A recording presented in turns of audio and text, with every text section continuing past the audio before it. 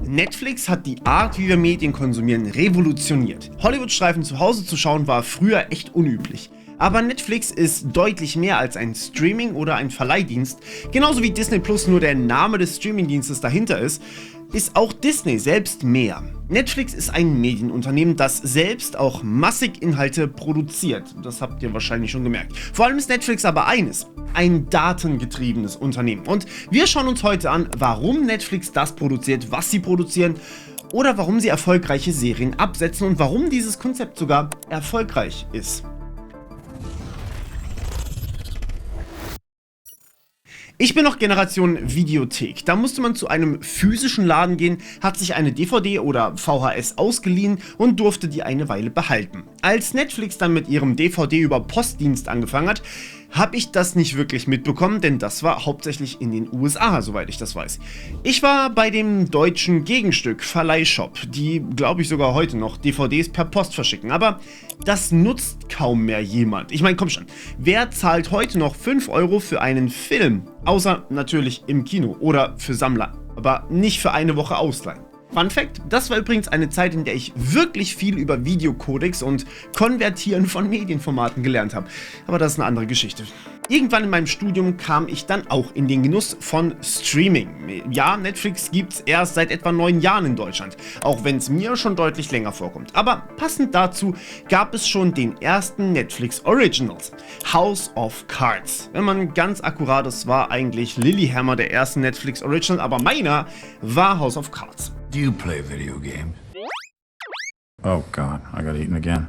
Damals wurde die komplette erste Staffel der Serie fertig produziert und alles auf einmal hochgeladen. Das war ziemlich neu. Ich war aus meiner Kindheit gewöhnt an Anime auf RTL 2, die jede Woche eine Folge veröffentlichen.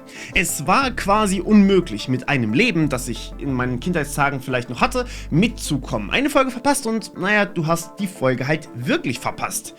Ich habe fast keine Handlung deswegen verstanden und deshalb eigentlich nur Filme geschaut, wenn ich Handlung wollte. Ausnahmen waren Serien wie Supernatural für mich, die ich aber nicht im Fernsehen geschaut habe, sondern anders. Darüber sprechen wir in einem anderen Video. Oder natürlich, ich habe sie über Verleihshop ausgeliehen. House of Cards war da anders. Handlung, Anspruch und eine Laufzeit, die insane lang war. Ich erinnere mich noch, wie damals auch der Begriff Binge-Watching überhaupt erst entstanden ist. Ich war zwar ehrlich gesagt nie der größte Fan von House of Cards, aber das Konzept, das danach auch mit noch sehr viel mehr Serien gefahren wurde, das fand ich klasse. Aber irgendwo zwischen House of Cards, Stranger Things, Black Mirror und Netflix TV, Too Hot to Handle und mir, der absichtlich jede Netflix Original-Produktion überspringt, muss irgendwas passiert sein. Bloß was. Auf einer Online-Streaming-Plattform wie Netflix fallen Daten an. Richtig viele Daten. So viele Daten übrigens, dass für manche andere Anbieter, die es mittlerweile gibt, das der eigentliche Grund war, eine Streaming-Plattform überhaupt zu starten. Diese Daten sind Macht und wir hinterlassen sie freiwillig. Das Wichtige sind hier die Daten, wie ihr schaut, also euer Konsumverhalten. Das ist erstmal natürlich, was ihr schaut, aber eben auch, wann ihr schaut, ob ihr einen Film, eine Episode oder eine ganze Serie zu Ende schaut. Aber das ist nicht wirklich was Neues. TV-Quoten werden auch etwa so berechnet. Netflix hat aber einen Vorteil, die brauchen keine komische Box, die dann hochgerechnet wird auf alle Menschen in Deutschland, und sie bekommen sogar noch mehr Metriken. Macht ihr Pausen? Spult ihr zurück oder vielleicht sogar vor? Welche Suchanfragen gebt ihr ein? Welche Bewertungen hinterlasst ihr? Schaut ihr in der mobilen App oder auf dem Fernseher? Wie interagiert ihr mit Empfehlungen? Worauf klickt ihr, wenn ihr die Wahl zwischen sehr vielen verschiedenen Serien habt? Mit einzelnen Datenprofilen lässt sich hier zwar immer noch recht wenig machen, aber vielleicht habt ihr die Anzeige mit dieser prozentualen Übereinstimmung schon mal gesehen. Die basiert auf ähnlichen Accounts. Nehmen wir an, ihr habt The Dark Knight, Witcher 3 und Black Mirror zuletzt gesehen auf Netflix, dann sind unsere Profile relativ gleich. Vereinfacht sagen wir einfach mal, die sind jetzt gleich. Schaue ich mir nun Monster an, wird euch auch Monster empfohlen, denn Leute mit einem solchen Profil wie eurem mögen offenbar diese Serien. Natürlich ist das wahnsinnig vereinfacht. Wie gesagt, da gibt es zig weitere Parameter und natürlich zählt der Titelverlauf ein bisschen länger als nur die letzten 2 Monate und es werden alle Nutzer auf ganz Netflix eingerechnet. Unter der Betrachtung auch ihrer persönlichen Daten wie Herkunftsland und so weiter und so fort. Aber mit diesen Daten macht Netflix grundsätzlich auch das, was YouTube, TikTok und Instagram machen: eine personalisierte Empfehlung für euch bauen. Das Lustige daran ist für mich immer wieder, was genau bei diesen Empfehlungsalgorithmen passiert, können wir eigentlich noch gar nicht so genau sagen. Wir wissen nur, dass für mich wohl gerade Joker ganz gut passen würde. Und ja, der ist tatsächlich gut, aber ich habe ihn halt schon gesehen. Naja, das ganze System basiert auch hier auf neuronalen Netzen. Quasi wie bei YouTube, Instagram und TikTok. Ein neuronales Netz könnt ihr euch ein bisschen als ultrakomplexe Blackbox vorstellen. Es funktioniert, aber mathematisch ist noch nicht so richtig gut erforscht, warum es eigentlich funktioniert. Es muss also erstmal trainiert werden. Sprich, mein Benutzerprofil wird da reingegeben mit allen Daten, die ich hinterlassen habe, zum Zeitpunkt, bevor ich den letzten Film gesehen habe. Das gewünschte Ergebnis, das Netflix mir ausspucken soll, ist nun Batman The Dark Knight, den Film, den ich eben nach dem Profil als letztes gesehen habe. Und das wird für jeden Titel gemacht, für jede Person, die Netflix hat, und wir haben einen Datensatz. Profile und Titel, die sie mögen, sind dann Trainingsdaten für dieses neuronale Netz. Sprich, wir passen irgendwelche internen Zahlen mathematisch an, sodass es möglichst diesen Datensatz wieder richtig wiedergeben kann. Wenn wir also mich nochmal reingeben zum Zeitpunkt vor meinem letzten Film, sollte nun The Dark Knight rauskommen. Das ist der Netflix-Algorithmus, sehr vereinfacht. Und das wenden wir jetzt an. Wir geben mein Profil zum jetzigen Zeitpunkt rein und bekommen eine Reihe an Filmen, die super gut zu mir passen würden. Einer davon ist eben Joker. Wie genau das intern funktioniert, bleibt aber nach wie vor auch für Netflix eine Blackbox, ein Rätsel. So, das Spannende ist aber, bei YouTube hört das hier an sich auf. Netflix kann das noch ein Stückchen mehr benutzen. Sie schätzen den Erfolg von Serien auf alle Nutzer im Vorfeld ab.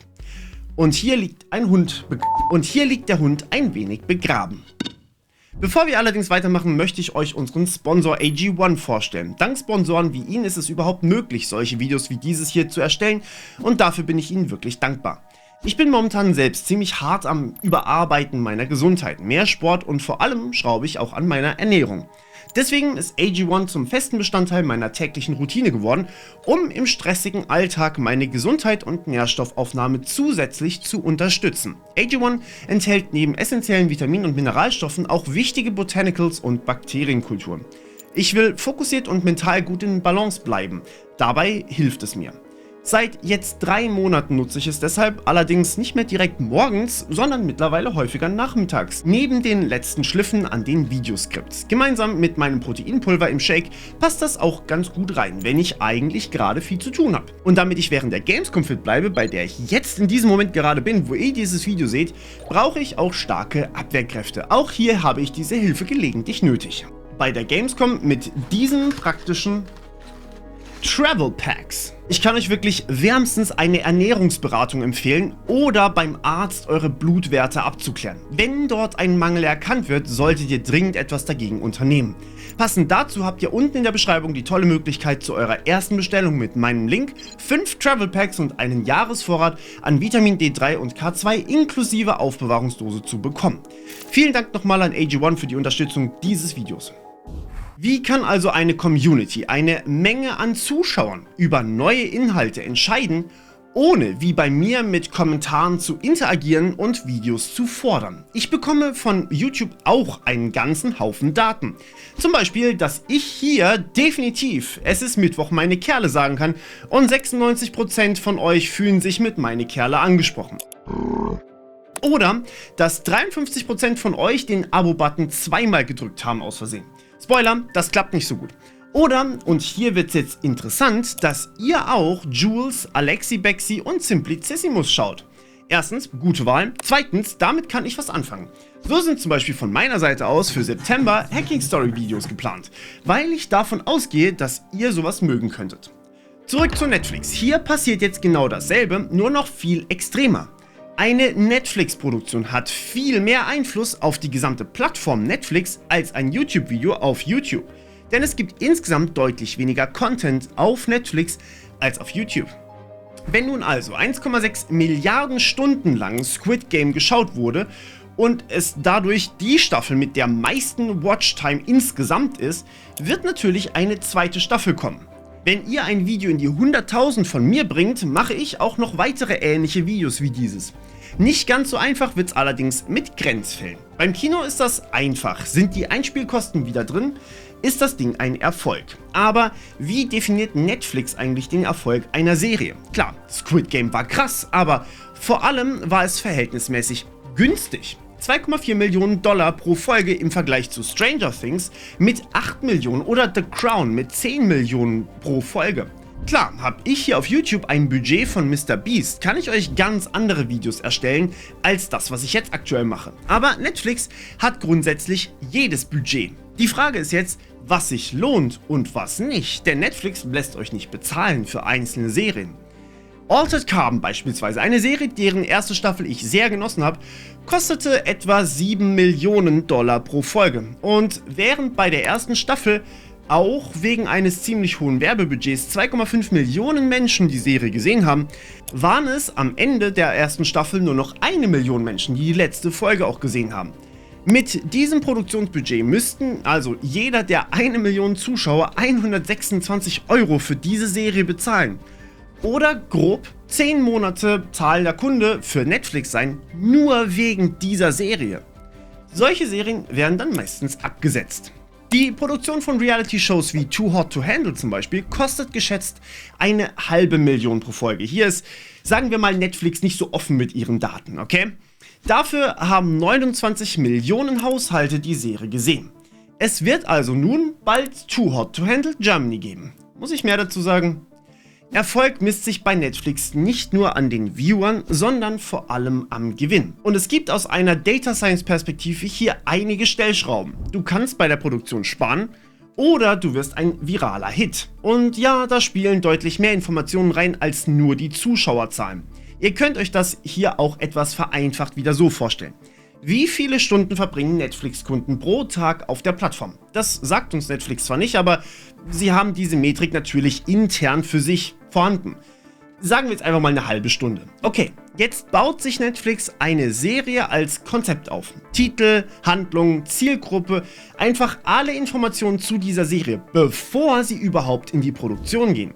Dieses Konzept dieser gesamten Serie kommt jetzt in eine Datenanalyse rein. Ob das jetzt eine KI ist oder klassische Data Science, weiß man leider von außen nicht.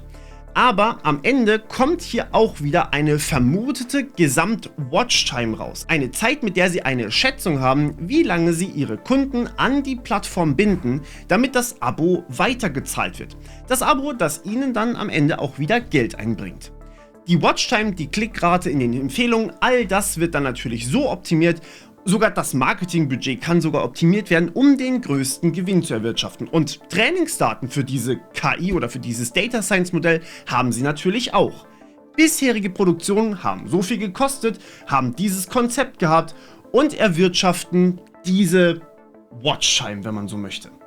Das Ziel ist also einzig und allein, möglichst viele Zuschauer an die Plattform zu binden, während möglichst wenig Geld ausgegeben wird.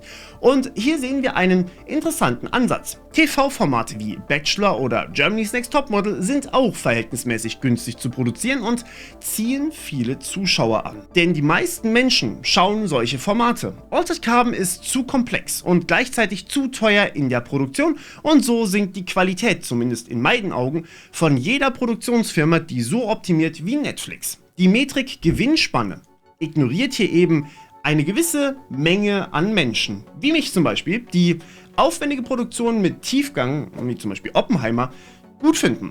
Denn für Oppenheimer habe ich, wie auch Millionen andere, explizit Geld bezahlt, weil wir ins Kino gegangen sind.